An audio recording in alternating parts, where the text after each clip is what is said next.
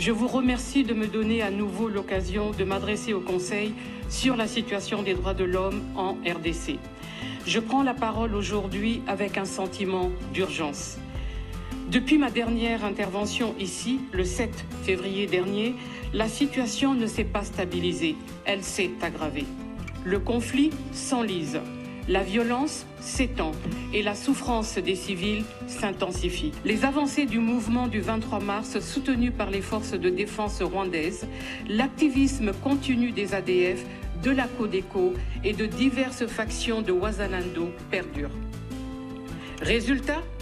Les souffrances de centaines de milliers d'enfants, de femmes, de personnes âgées et déplacées à l'intérieur du pays s'aggravent. Sur les 1099 violations des droits de l'homme recensées par le Bureau conjoint des Nations Unies pour les droits de l'homme depuis le début de l'année, 88% ont eu lieu dans les provinces en conflit.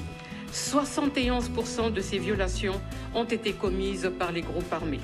The Council needs to remind all those directly responsible for or actively supporting the prolonged suffering of civilians that they will be held accountable before domestic, regional and international judicial institutions. Pendant que le conflit perdure, nous assistons à un revers inquiétant de décennies d'investissements et d'efforts pour faire respecter l'état de droit dans l'Est de la RDC.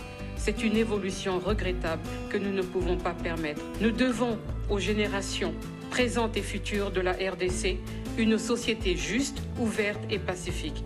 Une société où la loi protège, où la vie a un prix, où la dignité n'est pas un luxe mais un droit.